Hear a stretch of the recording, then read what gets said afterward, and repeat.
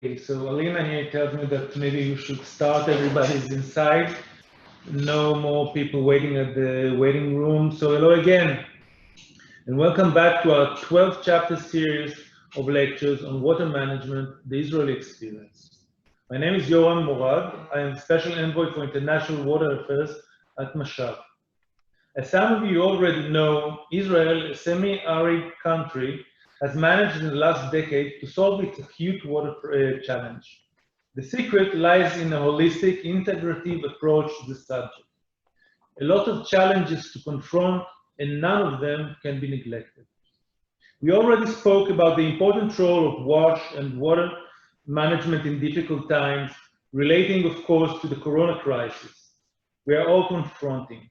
Water management in agriculture, education regarding ways to reduce water consumption, water harvesting, urban water loss reduction, disruptive and sustainable water technology, and water quality control. The future lectures from now until the last week of August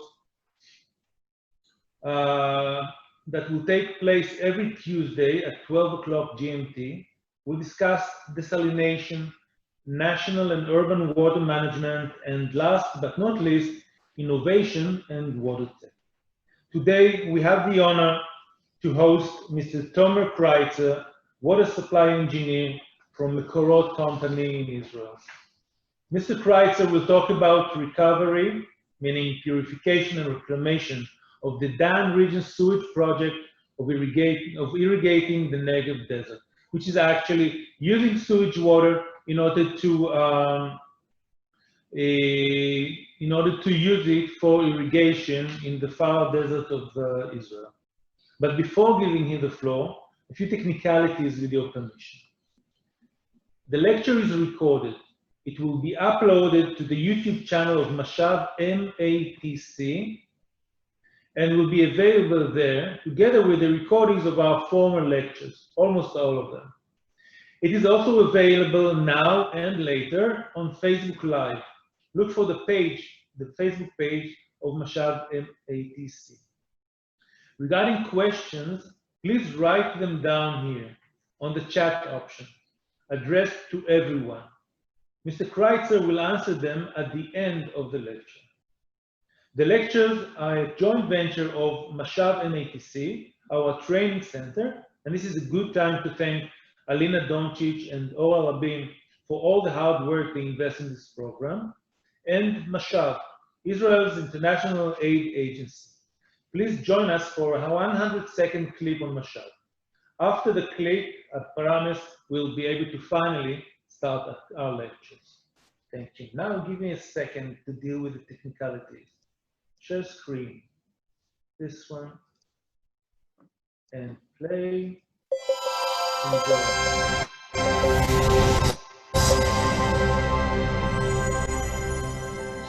Mashav, Israel's Agency for International Development Cooperation, was launched 60 years ago to share the know-how and technologies which provided the basis for Israel's own rapid development. Mashav aims to empower those living in poverty in a holistic and innovative way and support fellow nations and communities in their struggle to achieve sustainable development, placing people at the heart of its initiatives. Our agricultural programs use unique techniques and farming methods to increase sustainability, food security, and hunger eradication. We believe that investment in education is an investment in our future and an agent for change around the world. We coordinate Israel's official humanitarian assistance, building medical facilities and supplying medicine in the wake of earthquakes, floods, famine, and other disasters. Mashav promotes innovative entrepreneurship as a means of advancing growth and prosperity. We believe that gender equality and women's empowerment are central to reach sustainable development. Our philosophy is to leave no one behind. During 6 decades, Mashav has trained over 300,000 people from more than 140 countries and has established development projects worldwide. Mashav, Israel's Agency for International Development Cooperation, is celebrating 60 years of sharing its experience and partnering for a better world.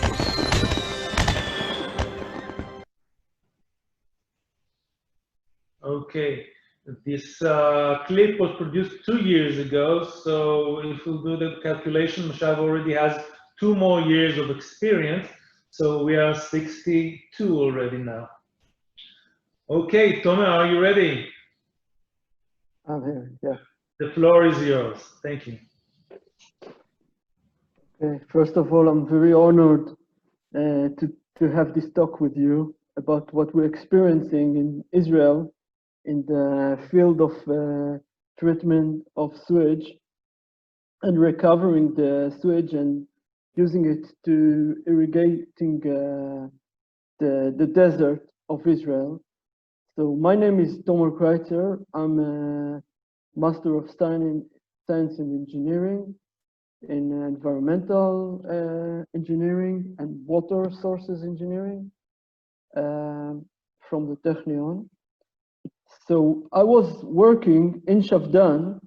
Shavdan is the biggest plant in Israel, doing the project that I'm about to speak with you about. So I was working in Shavdan in the last 15 years. And when you work in a project like this, you have to know in front of your mind, as the main engineer of the project, you have to know the burden on your shoulder. You have a big burden because first you have to give the best service you can do for the citizens, for the people of the city. And on the other hand, you must give good service for the farmer in the south. And I'm going to speak with you about all the problems we had. You see, this is not very easy to persuade people to use recovered water, to use treated sewage. It is not easy. And when you do that, you have to come with a very, very clear mind. And after you convince the first farmer to use it, and the second one, and the third one, then you understand it's working. And I can tell you these days, we're offering the people in the south, in the desert, where the only source of water is the water of the recovered water. When we offer them now desalinated water. Sorry, Alina here tells me that you have a presentation that you can share with us. Is it right? Maybe, yes. or maybe it's not the time. Yeah, I'm sharing it. I'm sharing it. Okay, great, thank you. Is it mine? Can I do it now? Yeah. All right.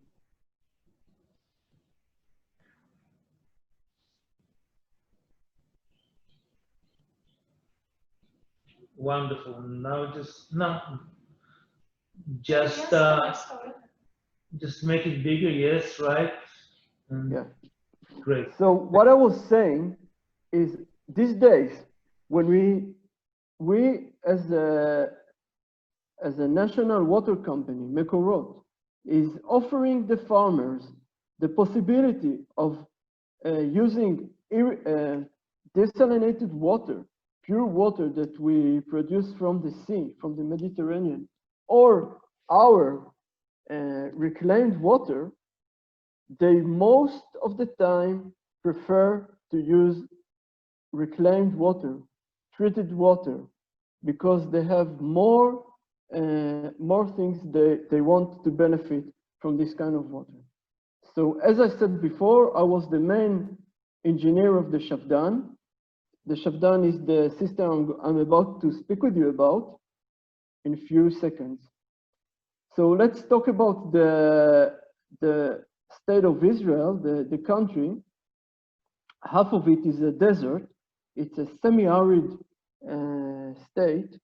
Half of it, from Tel Aviv to the north, it's more and more desert as you go to the south.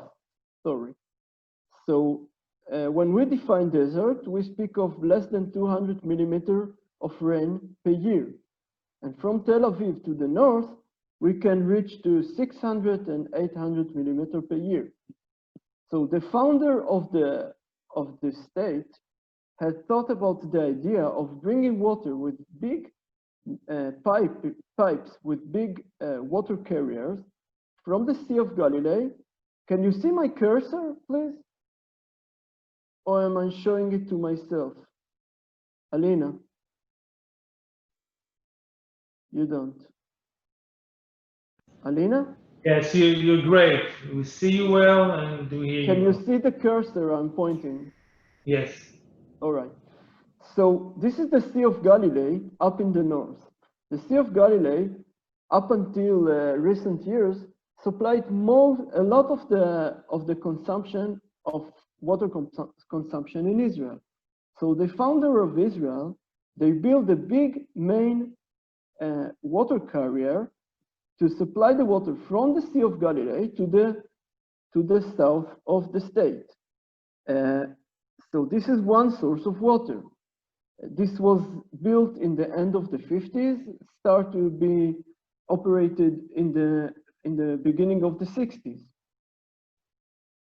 Apart from this, from the Sea of Galilee, we have two other aquifer sources of water. We have the mountain aquifer around here and the shore aquifer around here. I'm going to speak about this pipeline that producing water, bringing water, distributing water from the area of Tel Aviv to the south of the country. So we don't, in the recent years, in the last 10 years, we have another source, big and important source of water, which is the sea. So we have 5 big desalination plants around here, along the shoreline, producing 525 million cubic meter per year. So these plants are going to grow. This desalination project is going to expand in the next few years. We're going to have 750 million cubic meter per year of desalinated water. So as I mentioned before, we have the Sea of Galilee, the shore aquifer, the mountain aquifer, and the Mediterranean Sea. So, but the agriculture in Israel is growing and growing. The demand for agriculture is growing. The total amount of water that was supplied in the whole country last year was around 2.5 billion cubic meter. The amount of water for agriculture, the total water for agriculture, was around 700 million cubic meter. We had almost a billion cubic meter for domestic purposes. From this, as I mentioned before, 700 million cubic meter went to irrigation. From 700 million million cubic meter from 2.5 billion total consumption. 200 million was reclaimed water produced by Shavdan. So we have around 10% of the total water consumption of Israel came from the Shavdan, from the project I'm going to speak about. So 200 million cubic meter came from reclaimed water, we call it reclaimed, and 80 million cubic meter came from treated effluent. So what is the difference between regular treated effluent and the water we define as reclaimed water coming from the Dan region sewage treatment plant is what I'm going to speak about right now.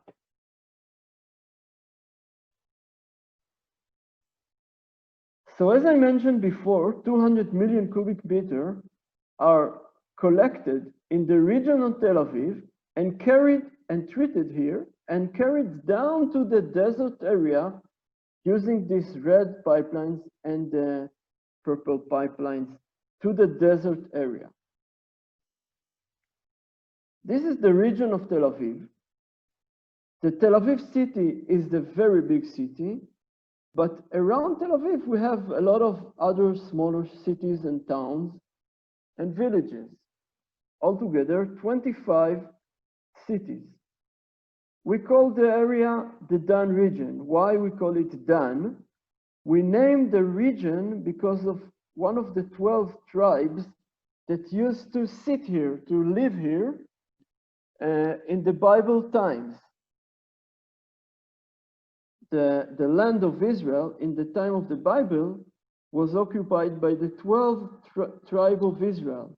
And according to the story, the tribe of Dan used to live around here.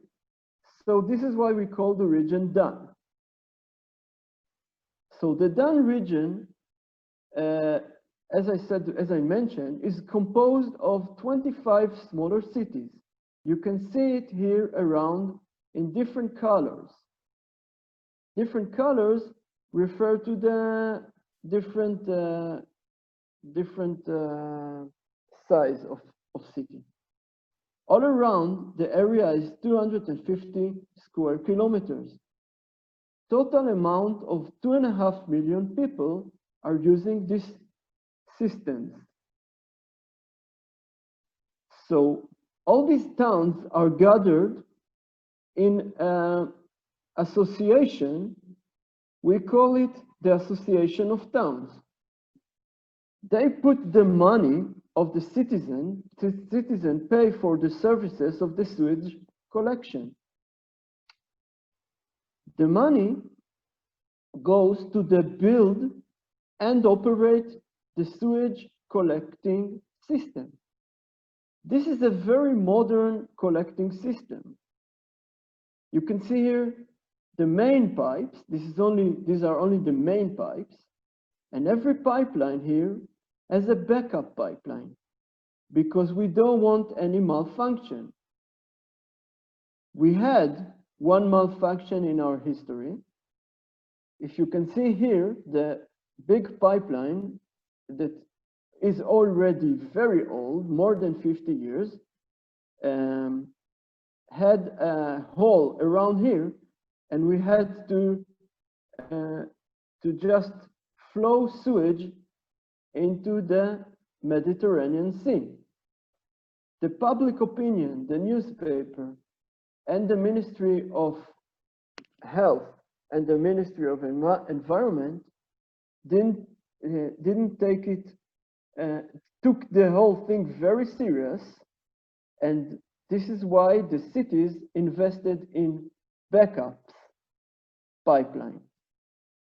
So today, we cannot have this malfunction anymore because every pipeline is backed up. So all the sewage is collected and going south to the area here, south to the Dan region. Today we receive an amount of 400,000 a day, around 160 million cubic meter per year of sewage. This is the Dan region wastewater treatment plant. You can see the big pipeline bringing the sewage down to the wastewater treatment plant. It's a long pipeline, 19 kilometer long and 84-inch wide, diameter wide.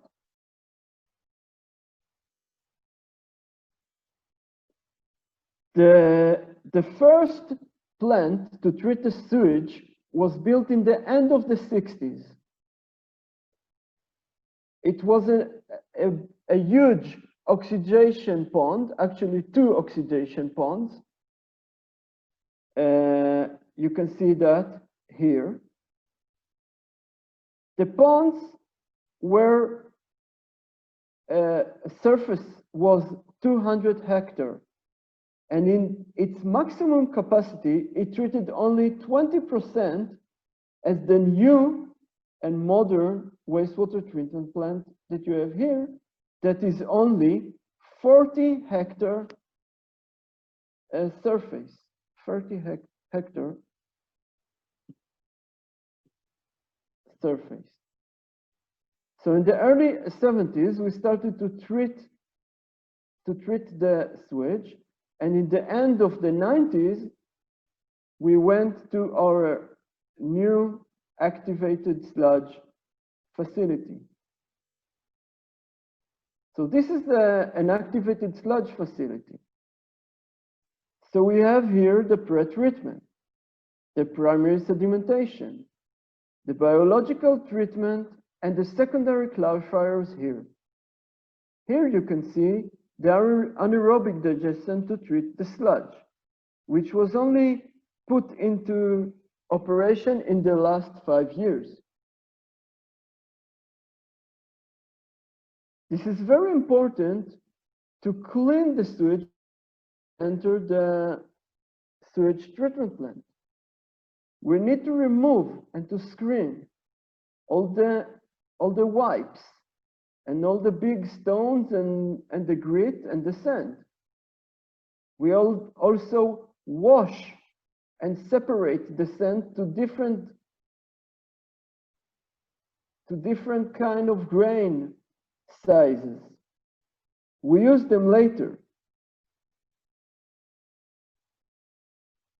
We have primary settling to help the activated sludge process downstream. So this is an activated sludge reactor. So we have here a mixture of sewage and bacteria. The mixture of sewage and bacteria receives oxygen from air we introduce into the process by those big aerators. The bacteria are consuming all the organic material and decompose it to CO2 and water, decompose also the nutrient, the phosphorus, the nitrogen. This is a scheme of the reactor. So we have here the reactor contain wastewater, bacteria, oxygen. So this mixture, the bacteria is consuming all the organic material. Then it all flows to the clarifier where the bacteria settles down. We call this sludge, biological sludge. Most of the bacteria, we pump it back, circulate it to the beginning of the process to work on the new wastewater coming from the city.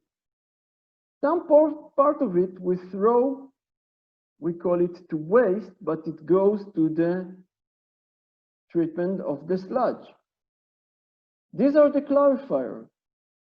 The clarifiers, in the bottom of the clarifiers, we have the sludge, the bacteria after it settled down. But here you can see the clean water. These called the secondary clarifiers, and the water are called secondary effluent.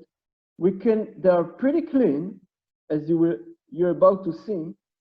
No biological, no BOD, no suspended solids in this kind of water, but this is not allowed to use in agriculture, but because it still contains a lot of contaminated pathogenous bacteria.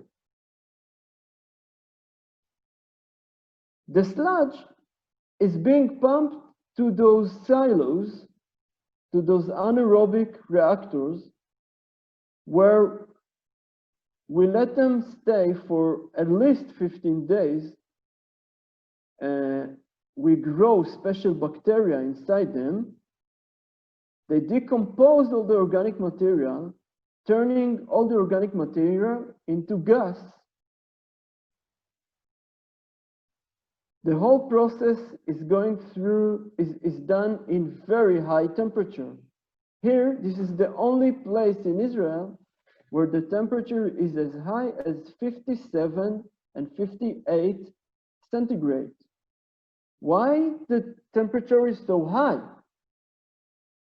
Because we need to kill all the pathogen bacteria. We want to turn the sludge into high quality class A sludge.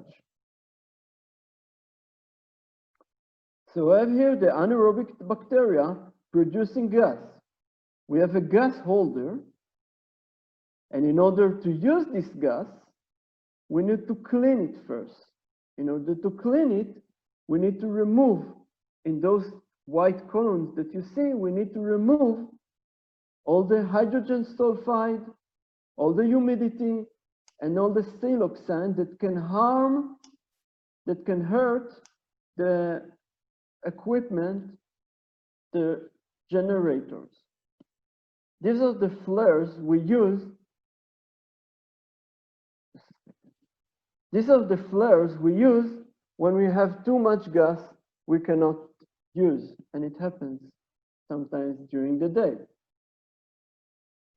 mostly at night. The gas holder is big enough so we can use most of the gas. We produce 100,000 cubic meter per day of gas containing 60% of methane gas. By using the gas with biogenerator, we can turn over 80% of the energy consumption we can recover from this gas in this plant. So we can, as you can see, we benefit from all this process by energy. So we don't have to buy energy from the electricity company. This is the biogenerator. We have 8 generators like that, each one of 1400 kilowatts. The sludge is being dried because we want to send it to the field of agriculture to use it as nutrient source. So we dry it using 6 big centrifuge and using 10 trucks a day, maybe sometimes 15 trucks a day, of 400 tons of sludge that we produce. We move them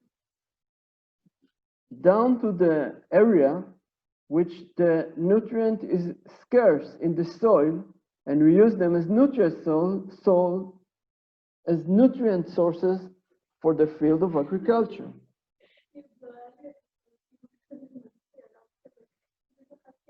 So this is a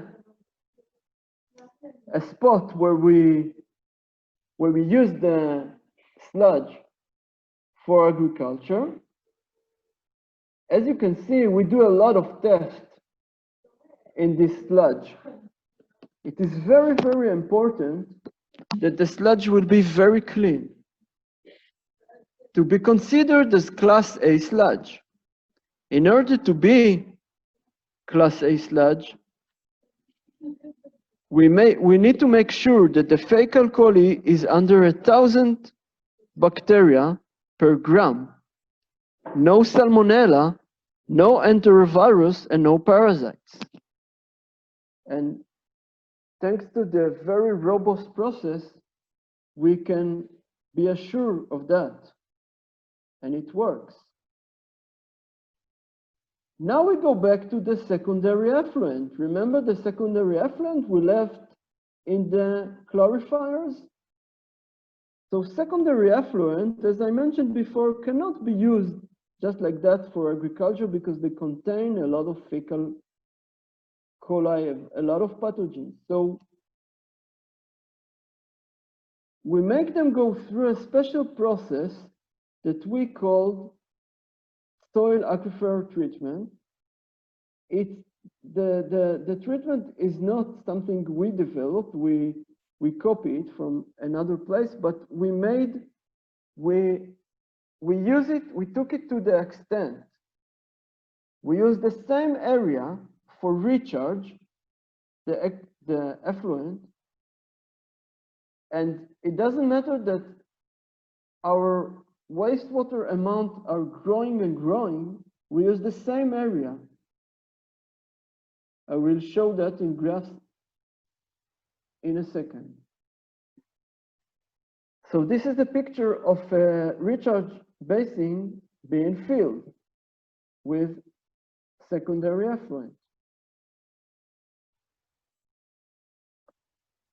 This is another picture of the secondary of the basin.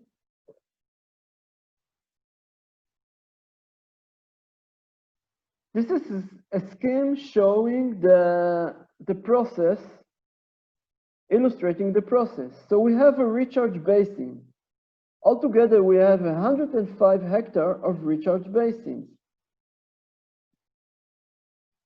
So the basin is being filled with secondary effluent, and the effluent is being infiltrated through an unsaturated zone and then meeting the saturated zone. Every drop is going through a couple of days in the unsaturated zone and then a couple of months in the saturated zone until it is pumped out by the recovery well. Every recharge basin has a lot of recovery wells. Altogether, we have 150 recovery wells. So the process goes like that. We fill a recharge basin. After that, we let the water infiltrate into the ground. We close the valve and we let it infiltrate for 1 day. Then we let it dry for another day. After a circle, we plow the field using this vehicle. We do that because we must fresh the ground. We must introduce oxygen, so all the rest of the organic material will decompose. If we don't do that, if we are not very harsh on the process, if we don't keep our eyes on the process, that's what happened. We get cloggings. And this is not a thing you want to do because I think we killed this vehicle when I took this picture. We didn't use it anymore after it. This is a typical well. A typical well pumps from 100-meter deep. As I mentioned, we had an unsaturated zone of 30 meters deep, and then we have another part of saturated zone until 100 meters underground. Now I'm going to discuss a little bit about the parameter, about how good is the treatment. So you see here, we have the raw sewage here in this column, the secondary effluent, and reclaimed water. We're going to take a look only at the total suspended solids. The amount of total suspended solids in the raw sewage is around 400 milligrams per liter. After the secondary effluent, it goes down to 5. But as I mentioned before, it's not enough for irrigation of crops. So after the reclamation process, we go down to 0 total suspended solids, also no BOD. A very, very small quantity of COD and a neglected quantity of ammonia. Let's go to you see also no phosphorus, no DOC, dissolved organic carbon. Let's go to the pathogen analysis. Total bacteria we do get, but we don't have, in the reclaimed water, we don't have no coliforms, no fecal coliforms, and no streptococci.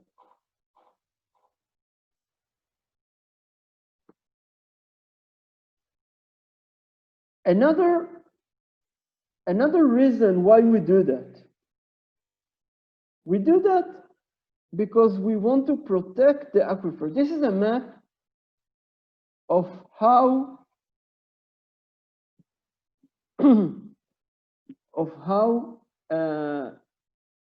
sensitive is our aquifer. You see here is the region of Tel Aviv. The blue here shows that the sensitivity of this area is very, very high. So we don't want to contaminate this area because we produce all the water of the nation from this area. The aquifer is here. This is why we treat it here, but we deliver it to the south where there is much less sensitivity of the aquifer. This map I have to explain a little bit because it might be a little bit complicated for those who don't really know about hydrology. What you see here is a map of the aquifer water level. So here is our recharge basin. You can see that. All the red dots around here are wells that we produce the water from the aquifer.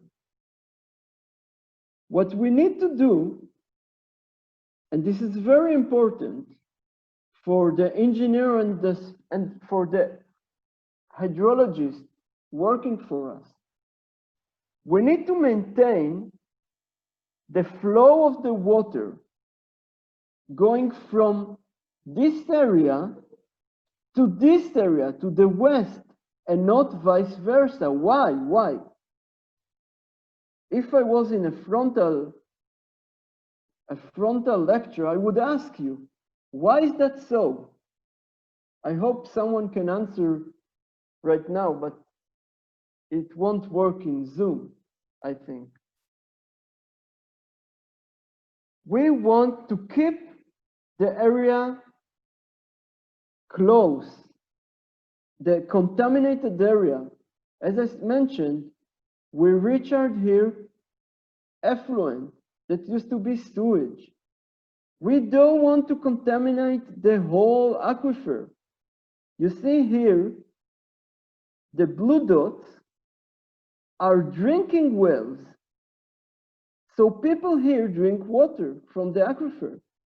And we don't want to mix this contaminated aquifer with this drinking aquifer. I hope you understand because this is very important.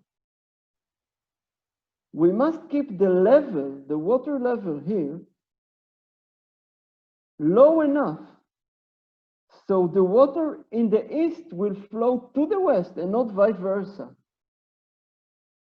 But we cannot keep this level too low because we will get intrusion from the sea. So the game should be very, very intelligent. And this is thanks to our hydrologists that do all the analysis.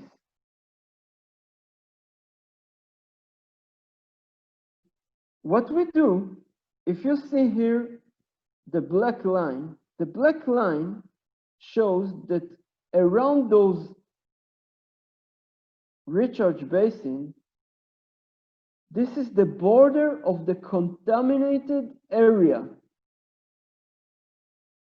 To the north, to the east, to the south, this is up until here, we have 100% of sewage.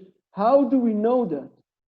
Because we monitor the aquifer and we see, we have different markers to know that. One of the markers is chloride. today, because of desalination, it's very hard to know. So we have other markers, like organic markers, like carbamazepine, which is a drug that doesn't decompose, and we can measure it in the aquifer. This line that is not it's not a full line shows the 50% wastewater and 50% of drinking water, and this line here show 25%, which means we keep this aquifer confined.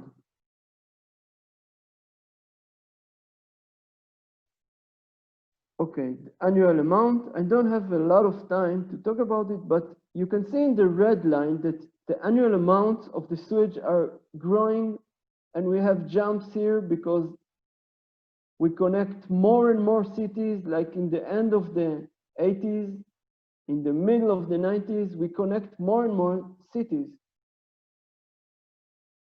Okay, this is a projection to the future. Why this curve is important? Because we can see that there is going to be a year in the future, and the line here shows that we won't be able to infiltrate anymore. We need to stop to find another solution for the infiltration for the recharge basins. So, in order to solve that, so this is the wastewater treatment plant, and we are building now a new one south to our wastewater treatment plant. We also think about another solution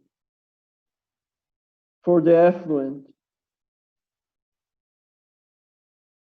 If the stat fields are at their capacity and we need to increase the loads, what are we going to do? So we are thinking about the solution of treating the excess effluent that cannot be recharged and infiltrated with the STAT, the soil aquifer treatment. We are thinking of treating it with a mechanical process, with a membrane solution. But the process should produce very, very high quality water. Because as I mentioned before, the water should be reclaimed and not regular tertiary treated water. Because we want to use it to every kind of crop.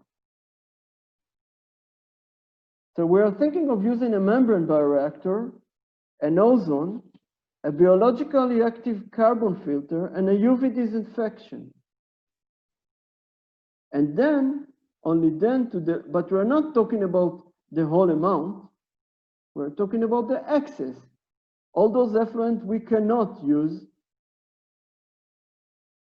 recharge basins.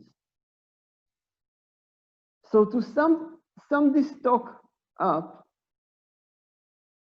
I will say that the Dan reclamation project keeps the sewage away from the sea.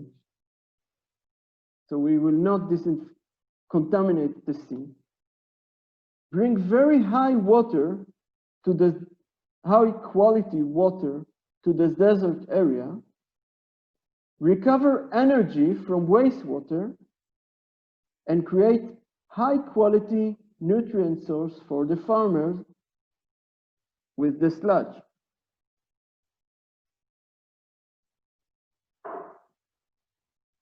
I think this is our Prime Minister, first Prime Minister, Mr. Ben-Gurion, and he had a vision.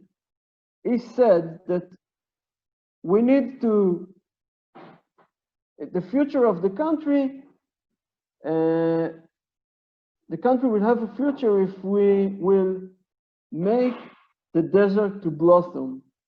So he left everything, he left his house, he had a big house in Tel Aviv, and moved to a very small house, actually not a house, it was a hut, in the desert, in a kibbutz in the desert, working with the sheep. And I think he can be proud of us, making his vision come true. Thank you for listening. Thank you, Tomer. Thank you very much. Okay, so if you can only stop sharing so that people will see each other. I think that you have described very well a process that actually is taking something which is considered as a burden, wastewater, sewage, and change it into kind of an asset, of a resource that can be used in order for people to have enough water for everything. I think this is wonderful. I don't know if you mentioned, but just what are the actual numbers? Which percentage of water do we treat, and how much of it is being reclaimed for agriculture? So the total amount of water in Israel is used for agriculture is almost a billion cubic meter. We, out of all the sewage that we collect, we treat and recover almost 90% of the sewage, and we use it for agriculture. So actually 90% of the sewage that comes from the area of what we call Gush Dan is not only being treated, but also reclaimed for irrigation. Fantastic. Okay, another question is regarding the quality of the water. There are many concerns. We also spoke about it in the last lecture, if I remember correctly, regarding two particles that might find themselves in the water that reaches the plants. One is hormones, medical hormones and others. And the other one people have started talking about is microplastics. Is it enough what you do, or should we worry about that? Shouldn't we worry about that? If needed, can you add to the process another element that will treat the water in a way that will be good enough in order also to take out these particles? So yeah, one of my professors used to say that along the years we develop equipment to discover more and more stuff in the water. So when he started his working as an environmental engineer, they only knew how to analyze 5 or 10 materials in the water, and it was only in milligram per liter. Now we can discover nanogram per liter, and we can discover thousands of materials. So the processes are getting better all the time. All the time, they are going along with the ability to analyze it. We find some kind of contaminant we didn't think of, we find a solution for it.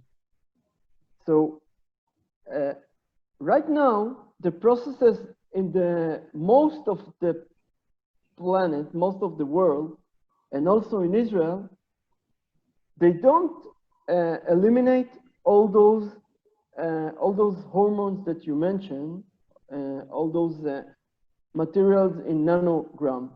I'm proud to say that the soil aquifer treatment is doing a much better job than a regular tertiary treatment. It removes a lot of those materials in a very high percentage. But maybe it's not enough. In the research that we read, we know that those organic materials in the amount that we now use are very small quantities and do not harm the product, the cucumbers and the lettuce and the onions that we produce. Okay, thank you. It's a kind of a relief. Now we have a few more questions. Leon here asks, do you know of a similar Mekorot experience outside Israel? A similar Mekorot experience. I'm not an expert about that, but I know that Mekorot has done projects mostly in desalination, treatment of water in Cyprus, in Greece, in Malta, and about wastewater treatment. Not a big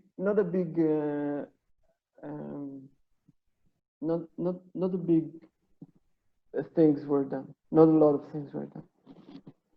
Okay, thank you. Another question comes from Rita.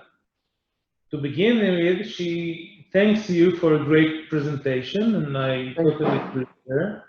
The question is, to what percentage of agricultural needs does the reclaimed water respond to? Apparently, we can talk about Israel. Yeah. So the agriculture needs are growing and growing more and more. Last year, I can only talk about what Mekorot, my company, is producing, which is the majority, the most of the water my company supplies. So we supply 700 million total amount for agriculture. 45% of it, 45 to 50% of it comes from treated sewage. And our part is I mean the reclaimed water of the treated sewage is the majority is 80%. 80% of the treated effluent going to agriculture comes from the reclaimed water. It's the biggest plant in Israel. Yes. Okay, another question, and maybe this one will be the last because we are past the hour already. We know that some other countries do reclaim water. If we're talking about close to 90%, in Israel, we can talk about, I think, something like 35% in Singapore, and then 17 to 20% in Spain. But still, even though we reclaim much more than others, there are some countries that use reclaimed water also as drinking water. And we here in Israel, we do not. Why is that? We made a lot of research about that, scientific research and psychological research, and we were about to do that in a small project for piloting, but we had a big resentment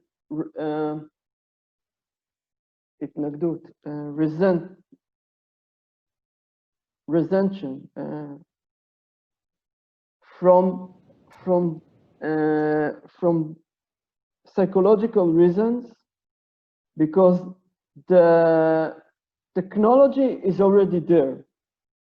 People as you mentioned, people in other places already do that.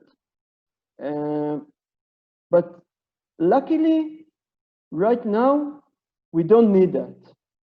We have enough water coming from desalination for drinking purposes. Okay, you were talking about psychological reasons, the way people feel about reclaimed water, and who was it? It was Rita again that continued to ask and said that he talked about farmers' acceptance to use reclaimed water, and what about consumers' acceptance in the products produced with the reclaimed water? And I will add, if we're talking about psychological effect of this issue, do you think that supermarkets, for example, should mention the fact that this product was irrigated by reclaimed water, or is it not necessary? We need to give credit to the regulators and to the authorities. They make sure that the quality is very high. So we cannot go into details and start to talk about all the processes and all the material for the public. We need to rely on the stamp, on the approval of the authorities. When they tell that this product was irrigated by treated or reclaimed water with the right process, then we need to rely on them. And I don't think they should mention if it was irrigated by treated effluent or not. Okay, Tomer, thank you again. Thank you very much. If someone wants to contact you in the future and maybe has more questions, how do they do that? Where can they find you? So I have my email here, and I'll be very happy to answer any question. Okay, great. So thank you again, and thank you everybody for joining. I must say that whoever joined stayed. So another compliment for you, Tomer. I think that this is one of the major issues regarding modern times, water management. I mean, we cannot do without this ingredient in the whole picture. Please join us, yourself, Tomer, and all the others. Next week, we have another very important lecture about an issue that many people during the weeks that passed asked us about, and our answer was, wait, this is not the most important thing of all of them. There is a process, there are so many stages you should pass before you start desalinating water, but the time has come, and we are after 9 lectures, and lecture number 10 will be about desalination, and the lecturer will be one of the most prominent water experts in Israel, Professor Avraham Tene. So please join us all next week. We will start at the same time, hopefully without the technical problems that we'll have, and have a good day wherever you are. We had people today from, I think, Argentina to Cambodia, right, Elena? Yeah, so we have covered pretty much most of the world. So thank you again, and good morning to you, and good evening to you, and see you next week. Bye-bye.